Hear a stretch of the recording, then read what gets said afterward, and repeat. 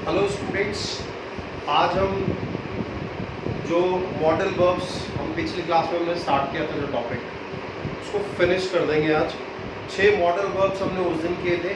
Can, could, will be able to, should, ought to और must. और लगभग 6 से 7 मॉडल वर्ब्स अभी बचे हुए करते हैं।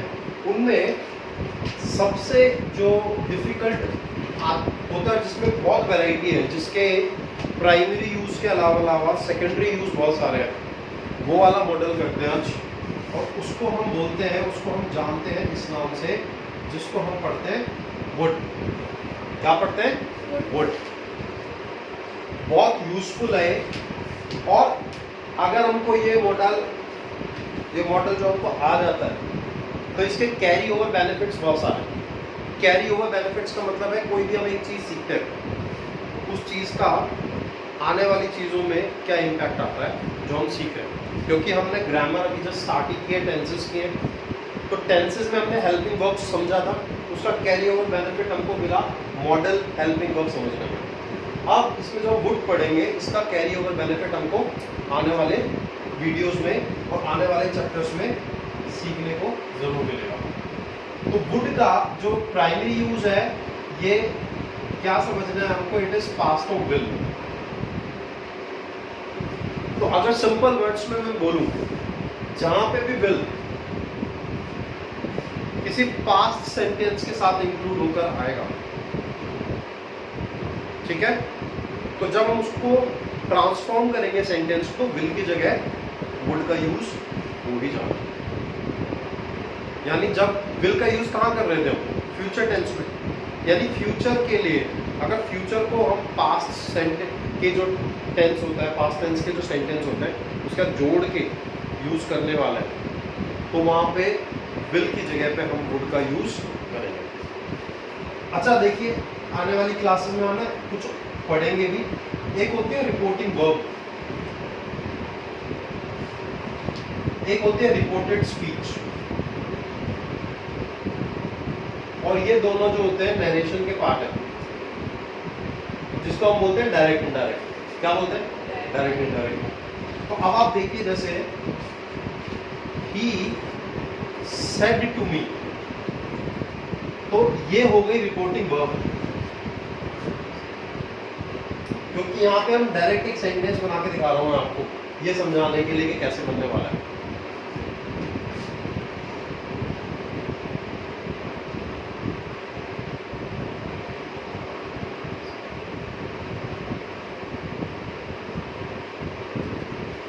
Sorry, he said to me I will not eat Maggi। तो ये रिपोर्टिंग वर्ब हमको पता चल गई, ये पास्ट में है। रिपोर्टेड स्पीच हमको पता चल गई, ये फ्यूचर में। तो जब हम डायरेक्ट से इनडायरेक्ट में बोलते हैं सेंटेंस को, तो हम इसको कुछ इस तरीके से बोलते हैं, he told me that, यहाँ पे विल को हम चेंज कर देते हैं वुड में। He would not eat Maggi। इस सेंस में फ्यूचर में, पास्ट में जब फ्यूचर की बात की जाती है, तो विल की जगह पे किसका यूज आता है? ये तो एक टिपिकल ग्रामर का रूल है। अब एक सेंटेंस हम देख लेते हैं ट्रांसलेशन का इसका। उसमें क्या होता है, देखो,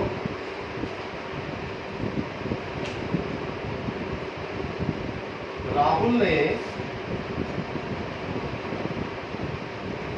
बताया कि वह दुबई जरूर जाएगा। अगर आप इस सेंटेंस पे थोड़ा सा ध्यान देंगे, तो आपको पता चलेगा इसमें 2 सेंटेंस है। वह दुबई जरूर जाएगा और राहुल ने बताया। क्योंकि सेंटेंस क्या है, जो इसके पास अपना सब्जेक्ट और वर्ब है, ठीक है, इसके पास भी सब्जेक्ट वर्ब है, इसके पास भी सब्जेक्ट और वर्ब है, तो दोनों सेंटेंस और एक ही सेंटेंस है, कहीं पे भी फुल स्टॉप नहीं है, कहीं पे भी कॉमा नहीं है। हाँ, ये कंजंक्शन का यूज जरूर किया गया है यहाँ पे।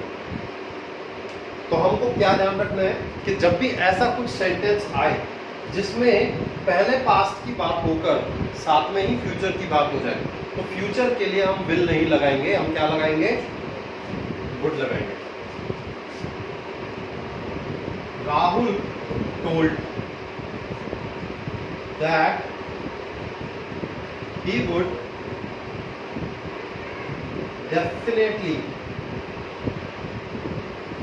go to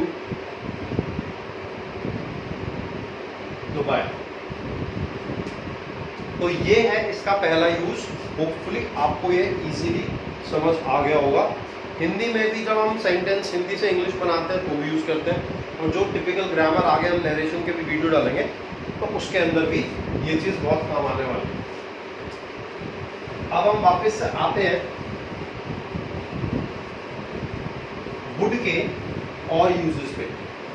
इसके और यूजेस इतने डिफिकल्ट नहीं है। जैसे सेकंड यूज इसका क्या होगा, पास्ट हैबिट्स।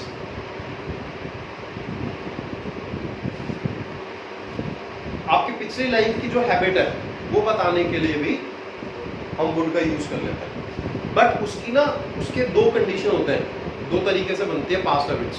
एक जिसमें मैं बोलूं कि आज से 10 साल पहले मैं हर संडे क्रिकेट खेला करता था, तो वो मेरी आदत थी, चाहे कुछ भी हो जाए मेरे को खेलना ही था। ठीक है, क्रिकेट खेला करता था। दूसरी तरीके से जो यहाँ पे लगेगा, खेला करता था वाला जो मैंने एग्जांपल दिया है, उसके लिए हम एक अलग मॉडल वर्ब यूज करेंगे। लेकिन इसके लिए हमें क्या देखना है, इसके लिए हमें एक सिंपल सी चीज देखनी है कि राहुल, या हम बार बार राहुल को रिपीट कर रहे हैं, चलो हम ले लेते हैं हर्ष।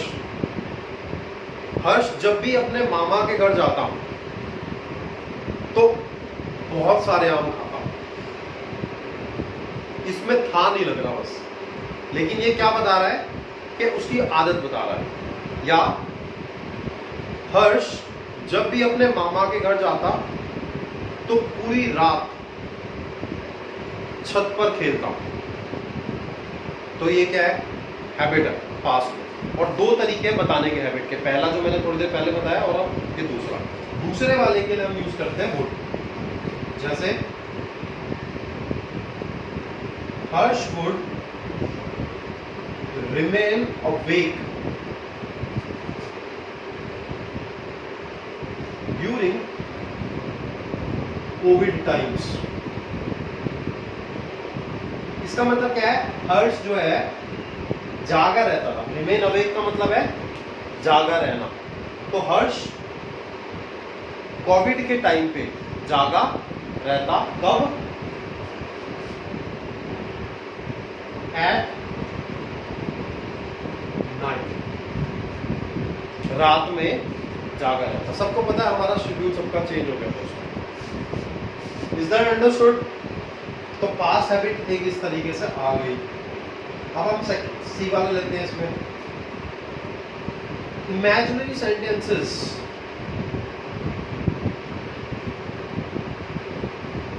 या आप बोलो conditional sentences.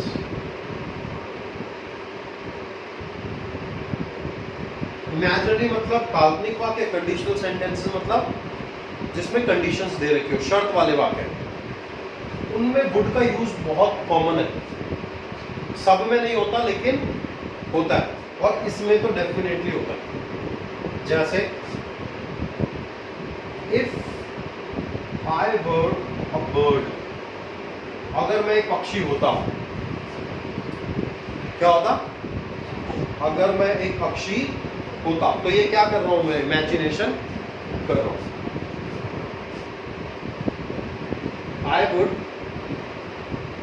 Fly and meet you. अगर मैं एक पक्षी होता तो मैं उड़ता और तुमसे मिलता। ये क्या है, इमेजिनेशन है। और दूसरी बात क्या है, ये कुछ एक तरीके से एक कंडीशन है इनकॉम्पिटेंस वाली, कि मेरे पास वो होता तो मैं कर देता, है नहीं। ठीक है। अब एक चीज जो आप लोग डिफरेंट नोट कर रहे होंगे, ये वर्ब किसके साथ में, आए के साथ में। अब आप सोचोगे जब पास्ट कंटिन्यूस कराया था तो मैंने वॉज के साथ में आए बताया था, वर्ब के साथ तो नहीं बताया था, यहाँ पे कैसे आ गए, क्योंकि वो थे टेंसेस और ये है इमेजिनरी सेंटेंस। तो इंग्लिश में एक्सेप्शनल रूल के अंडर हम इस टाइप की चीजें यूज करते हैं, क्योंकि एक होता है रूल्स और एक होता है एक्सेप्शनल। तो ये एक्सेप्शनल रूल के अंडर यहाँ पे हमने वर्ड यूज किया। अब देखिए एक तीसरा यूज ये हो गया। चौथा यूज क्या होगा इसका? चौथा यूज होगा एक पोलाइट रिक्वेस्ट के लिए। किसी का पोलाइट रिक्वेस्ट कर रहे हो, जैसे आप पढ़ना चाह रहे हो, ठीक है, कहीं पे तो कोई बात कर रहे हैं तो आपको उनको रिक्वेस्ट करनी है, तो आप क्या बोलोगे, वुड यू प्लीज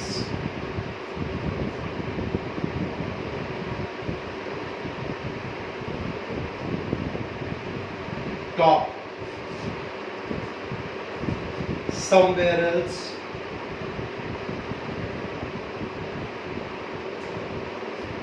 क्या आप कृपया कहीं और जाके बात कर लेंगे या कहीं और बात कर लेंगे? तो ये रिस्पेक्ट देके बहुत पोलाइट रिक्वेस्ट है। हालांकि हिंदुस्तान में तो ऐसा होता नहीं है।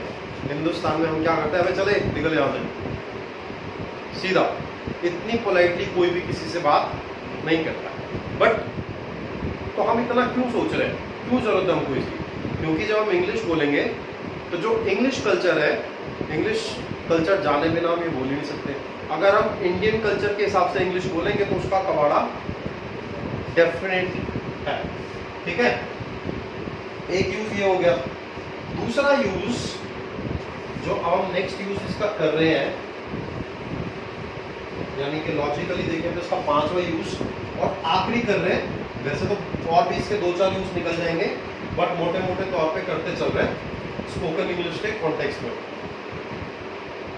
जब आप किसी को चॉइसेस ऑफर करते हैं तब यूज होता है। जैसे कोई आपके घर आया, आपने पूछा what would you like to have, क्या खाना पसंद करेंगे आप, ठीक है। फिर आपने ऑप्शन भी दे दिए, जैसे टी और कॉफी और सोडा। सोडा से मेरा मतलब है कोल्ड ड्रिंक्स, जितने भी एरोनेटेड ड्रिंक्स होते हैं, ठीक है, जैसे कि पेप्सी, ठीक है, कोक, थम्स अप, स्प्राइट, वो सारे के सारे एरोनेटेड ड्रिंक्स होते हैं, तो सोडा ही बोला।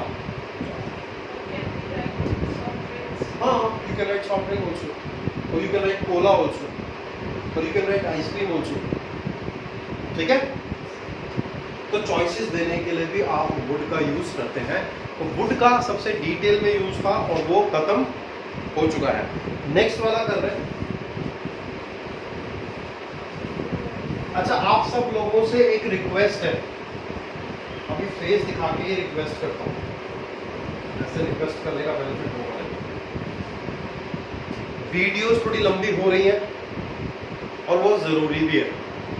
मैं एक वीडियो में 2 मॉडल कराऊं, 2 मॉडल वर्क करा के भेज दूं, उससे कोई बेनिफिट नहीं होने वाला। आप किसी भी क्लास में पढ़ते हो 40-50 मिनट तो पढ़ते हो ना, और आपको कोई चीज़ में कंटिन्यूटी चाहिए या कोई चीज़ में इम्प्रूवमेंट चाहिए, कोई चीज़ में प्रोग्रेशन चाहिए, तो पेशेंस रखना पड़ेगा। अगर आप पेशेंस नहीं रखोगे तो आप सीख भी नहीं पाओगे। आप सोचोगे कि मेरे को 5 मिनट में ही कोई मॉडल वर्क सिखा दे, 5 मिनट में टेंसेस सिखा दे, 5 मिनट में बाकी सब ग्रामर के टॉपिक करा दे, वो प्रैक्टिकली इम्पॉसिबल है, अनलेस और अनटिल कि आप पिछले जन्म में इंग्लैंड, अमेरिका, कनाडा में पैदा हुए हो और आपकी याददाश्त वापस आ गई हो,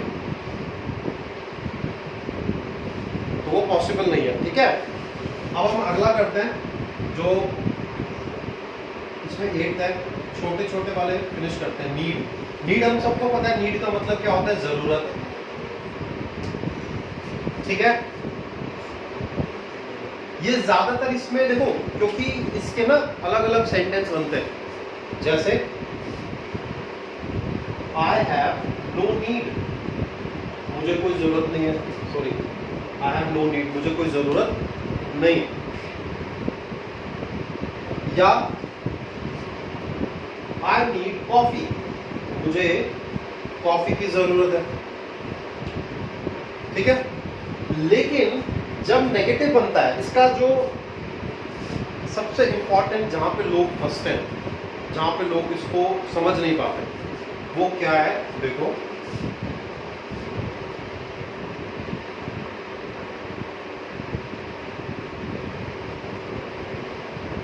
तुमको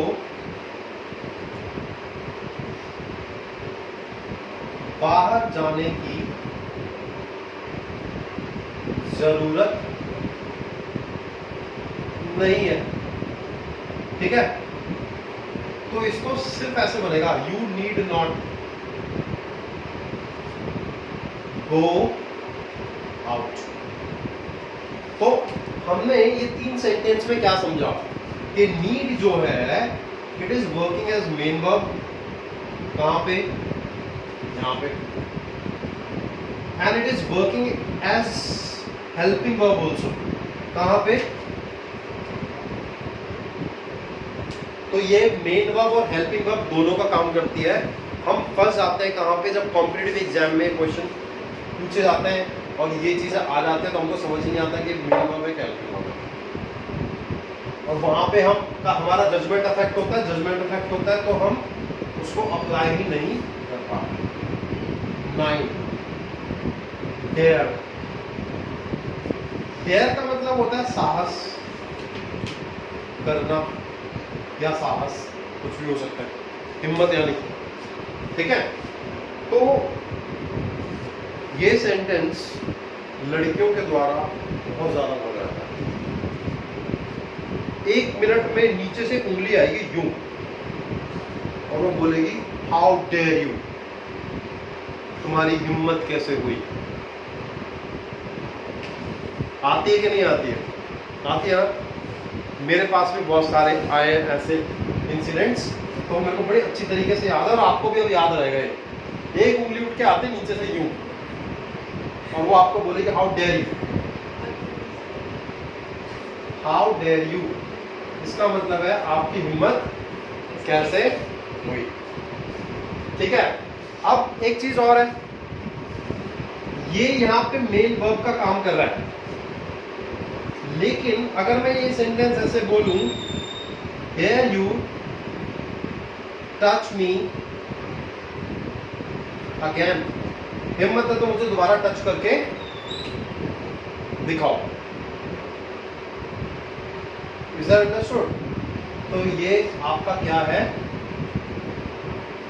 9वां मॉडल वर्ब है, इजी वे में समझने के लिए और सीखने के लिए।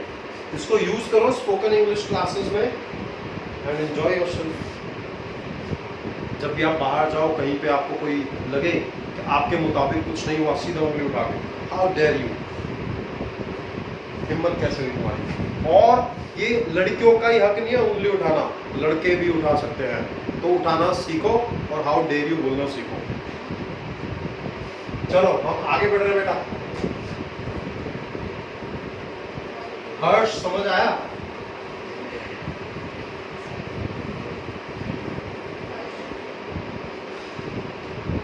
मॉडल्स, ठीक है, ये क्लियर है, 9वां हो गया हमारा। अब हमें जो 10th करना है, 10th हम कौन सा पिक करें? हमारे पास ऑप्शन है यूज टू, शैल, मे और माइट। तो हमारे पास में लगभग अब इसके बाद में मैंने बोला था लगभग 13 मॉडल वर्ब्स करेंगे, 6 कर चुके हैं, 7 करने वाले हैं। तो हम सीधा आ जाते हैं टाइम वेस्ट ना करके मे पर। मे किस लिए यूज होता है? सबसे पहला यूज है इसका पॉसिबिलिटी के लिए। हालांकि हम इसको परमिशन के लिए यूज कर सकते हैं, बट प्राइमरी यूज हम पॉसिबिलिटी कर रहे हैं। जैसे इट में रेन टुडे, आज बारिश हो सकती है। लेकिन यहां मैं बोल रहा हूं हो सकती है, तो इसका मतलब ये नहीं है कि मैं एबिलिटी की बात कर रहा हूं, यहां बात पॉसिबिलिटी है। ठीक है,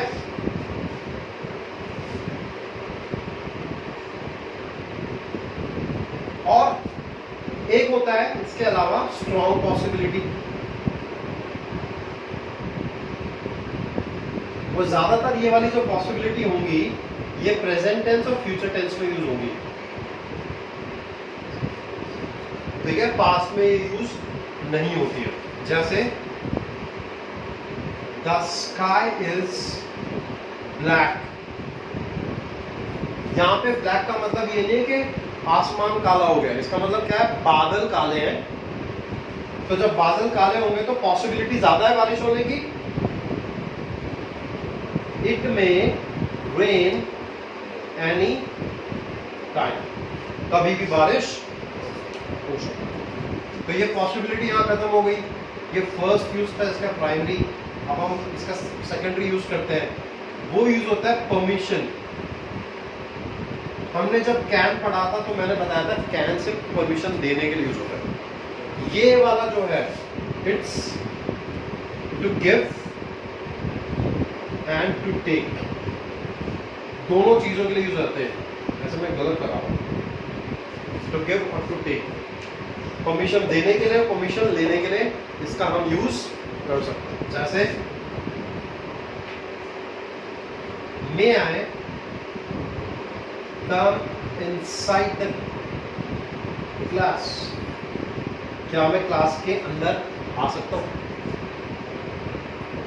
ठीक है, एक सेंटेंस होता है मे आई कम इन, क्या होता है मे आई कम इन, जिसको हम यूं करके कर देते हैं स्कूल में, कॉलेजेस में भी कर लेते हैं कई लोग ऐसे करके। कॉलेजेस छोड़ो, जो लोग इंस्टीट्यूशन चला रहे हैं, पुलिस स्टेशन जाते हैं ना, वैसे अच्छे से मिलने के लिए, कुछ काम के लिए, कैसे करते हैं चुपके मे आई कम इन। ये क्या है, आपने पहले अपनी उंगली घुसा दी दो अंदर, फिर आप बोल रहे हो मे आई कम इन, वो गलत सेंटेंस होता है। मे आई कम इन, इन मतलब मैं अंदर आ जाऊं, अंदर मतलब कहां पे, आप उसको पूरा पूछो ना।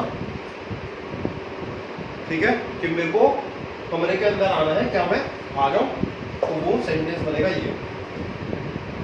अब इसको यस, इसका जवाब क्या मिलेगा, यस यू मे, हाँ आप आ सकते हो, नो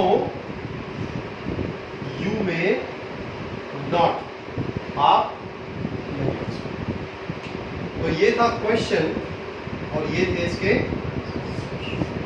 तो परमिशन देने के लिए ये यूज हुआ है और परमिशन लेने के लिए वो यूज हुआ है। अब इसमें एक चीज और है, ब्लेसिंग्स। ब्लेसिंग्स सब समझते हैं, आशीर्वाद, और कर्सेस यानी बद्दुआएं देने के लिए भी ये यूज होता है। और ओवरऑल समझे तो विशेष के लिए यूज होता है, इच्छा व्यक्त करने के लिए यूज होता है। यानी कि जब मैंने आपको स्टार्टिंग में इंट्रोडक्शन टू सेंटेंस कराया था, तब मैंने आपको बताया था तीसरा चौथा टाइप होता है ऑप्टेटिव सेंटेंसेस, इच्छा सूचक वाक्य। उनके अंदर मैंने क्लियर किया था कि मे का यूज होता है और वो यूज ये वाला है। अगर वो जिसने ढंग से पढ़ा होगा उसको ये कैरी ओवर बेनिफिट मिल जाएगा यहाँ पे। मे यू लिव अ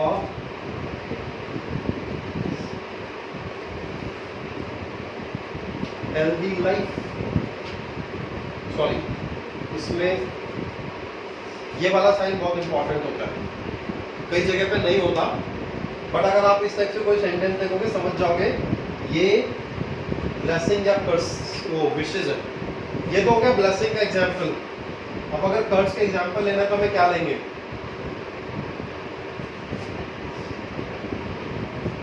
कोई दिल दुखा देता है बहुत ज्यादा, बोलते नहीं है एक्सीडेंट में मरेगा, वो बोल देते हैं ना गुस्से में आके, हालांकि बोलना नहीं चाहिए, मे ही डाई इन एक्सीडेंट। तो ये हो गई आपकी कर्स और ये हो गई। तो ये था आपका मोटे मोटे तौर पर समझने के लिए मे का यूज। अब हम आगे बढ़ते हैं और अब हम करेंगे ये देखो इसका वो निकल रहा है घूंघट।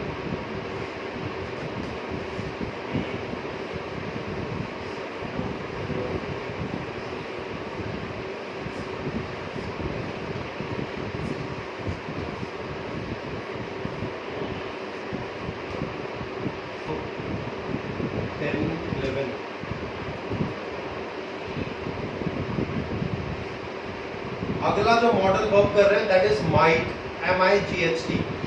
अच्छा, माइट का अपना एक मतलब भी होता है मॉडल वर्ब के अलावा।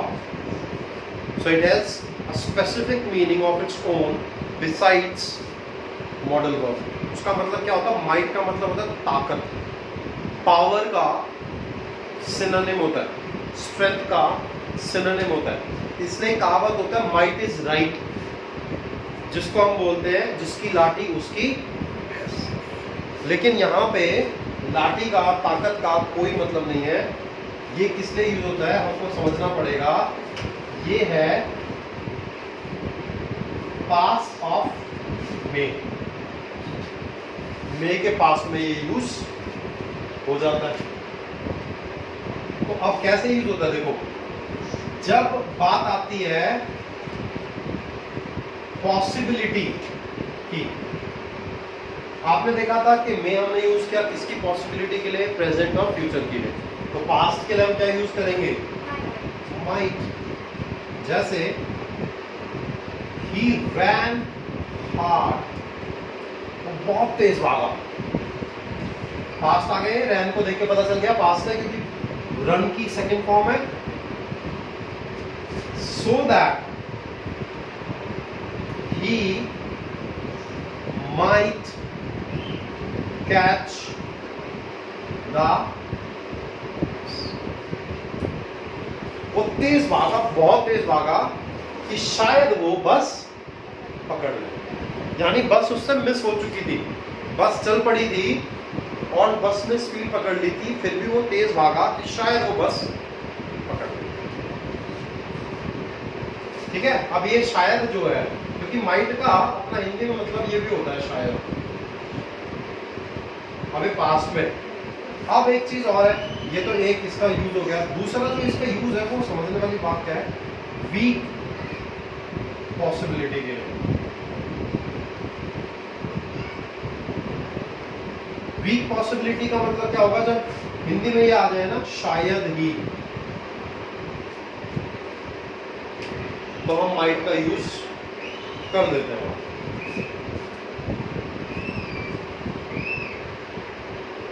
It is too late now, अब बहुत देर हो चुकी है। ही माइट कम, वो शायद ही आए। अब एक और देखो, हमने मे में किया था स्ट्रॉन्ग पॉसिबिलिटी का जो एग्जाम्पल किया था। हम क्या बोलेंगे? The sky is,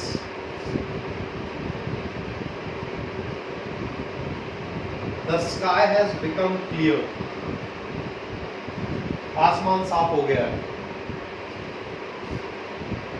it might rain, अब सोचो आसमान साफ हो गया तो बारिश होने की संभावना ज्यादा है कि कम है?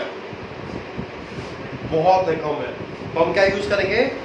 इसको हिंदी में क्या बोलेंगे कि आसमान साफ हो गया है, शायद ही बारिश हो। ठीक है, तो ये थे आपके मे और माइट के यूज। अब अगला जो हम करने जा रहे हैं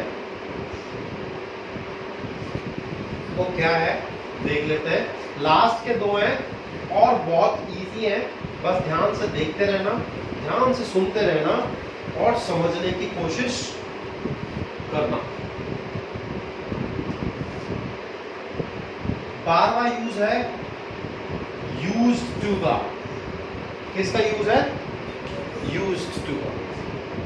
ठीक है, हालांकि इसमें कई बुक्स में ना विल और शैल को भी इंक्लूड किया गया है एज फ्यूचर टेंस, लेकिन हम फ्यूचर में पढ़ चुके हैं विल शैल को, तो हम इसमें यूज नहीं करेंगे। शैल का यूज करेंगे, वो कैसे वो बाद में देखते हैं, पहले यूज टू समझ लेते हैं। पास्ट हैबिट्स के लिए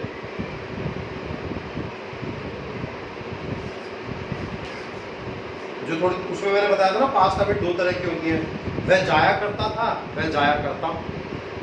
तो ये जो करता था वाला लगता है उसके लिए एक तरीके से आप इसको पास्ट इंडेफिनिट समझ सकते हैं। ठीक है, पहला यूज इसका ये है, जैसे we use to eat samosas at DC after the class। ठीक है, कि हम डिस्ट्रिक्ट सेंटर में समोसे खाते थे क्लास के बाद, वो आदत है। अब कौन डिस्ट्रिक्ट सेंटर जा रहा है जो रोज क्लास के बाद, किसकी क्लास हो रही है? तो पहले जब क्लास होती थी तो आदत थी, खाते थे, अब वो हम नहीं खा रहे। अच्छा, एक यूज इसका ये हो गया। दूसरा यूज होता है इसका जो सेकेंडरी यूज है, वो क्या है? देखो, एडिक्शन।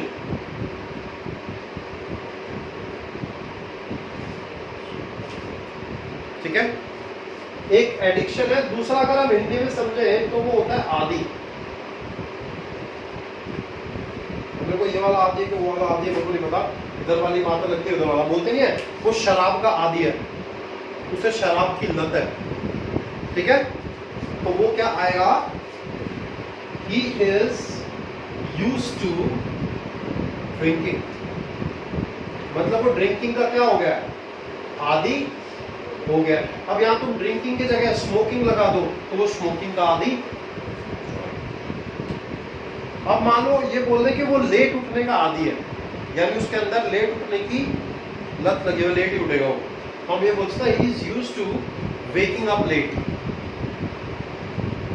तो आप यूज्ड टू के साथ में ये सोचो कि यार पास्ट था, ये क्या आ रहा है, कैसे आ रहा है, तो समझ जाना कि यूज्ड टू दो तरीके से यूज होता है।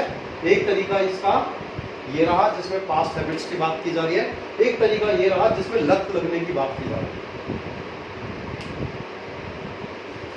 ठीक है, और ज्यादातर यूज टू में जब लत लगने की बात की जाएगी तो यूज टू के बाद जो वर्ब आएगी वो आईएनजी में आएगी। ठीक है, वर्ब के फर्स्ट फॉर्म प्लस आईएनजी। और एक एग्जांपल ले लेते हैं। कोई बताओ मेरे को एक एग्जांपल, किसी को कोई चीज की लत हो और उसे ना छूट रही, जुए की लत। जैसे हम बोले कि या फिर से राहुल आ रहा है। राहुल मेरा बड़ा दुश्मन था, मतलब दोस्त था, उसी का नाम आ रहा था। राज को जुए की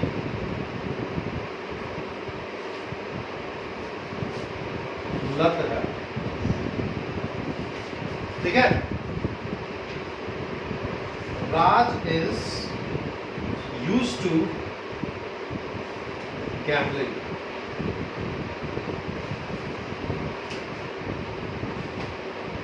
तो ये आपके हो गए 12 मॉडल वर्ब्स फिनिश।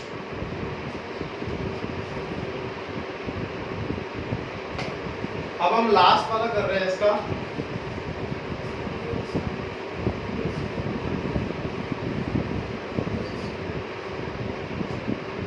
लास्ट वाले में क्या करेंगे?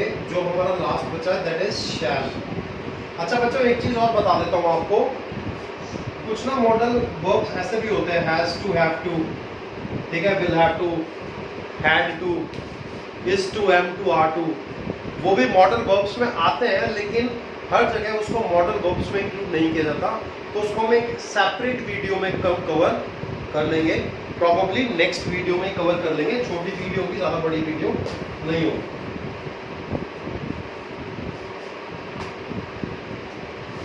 शैल का यूज फ्यूचर में होता है, मैंने बताया था विल और शैल का, बट अब सिर्फ लीगल डॉक्यूमेंट्स में होता है। यहाँ पे शैल का यूज जो हमको करना है वो किस लिए करना है? सजेशन के लिए, या to know the wish of others, यानी कि दूसरों की इच्छा जानने के लिए भी, सजेशन देने लेने के लिए भी शैल का यूज करते हैं। जैसे shall I make a video on clauses. क्या मैं क्लॉजेस पे एक वीडियो बनाऊं? ये क्या मैं आपसे सजेशन मांग रहा हूं। This suggestion has been sought by me from you guys. ठीक है, तो कमेंट में बताने की कोशिश करना अगर ये समझ आ जाए कि सजेशन होता क्या है। तो मैं सजेशन ले रहा हूं। अगर आपको आगे क्लॉजेस पे वीडियो चाहिए, ग्रामर का बहुत एक्सटेंसिव टॉपिक है और बहुत इजी तरीके से समझा दूंगा। आई हैव क्रैक्ड इट, इसको मैंने बड़े अच्छे तरीके से प्रैक्टिस कर लिया हुआ है। तो मैं ये क्लॉजेस का टॉपिक आपको कभी फ्यूचर में करा दूंगा, वीडियो डाल दूंगा। अगर आप करना चाहते हैं तो कमेंट में जरूर बताना अगर ये समझ आया तो। सजेशन लिया जा रहा है यहाँ पे, ठीक है। अब जैसे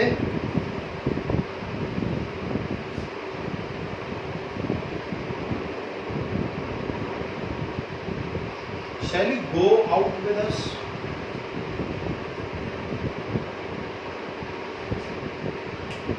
ठीक है, हालांकि तो फ्यूचर वाले में ले लेते हैं उसको, कैसे ले लेते हैं।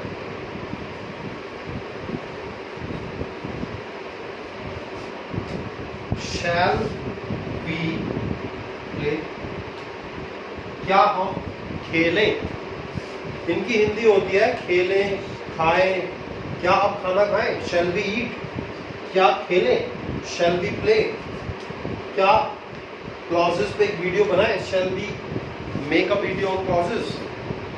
और क्या अब हम वीडियो खत्म करें? And shall we wind up the video? तो ये सजेशन मैंने आपसे मांगा था, but I am already very tired. This video from my side is over. Hopefully आपको समझ आया होगा, आपने एंजॉय किया होगा और सीखोगे। पूरी वीडियो देखने की कोशिश करो। अगर आप 5-7 मिनट देखते हो तो वो यूजलेस है, कोई बेनिफिट नहीं होगा उसका। चलिए, सी यू।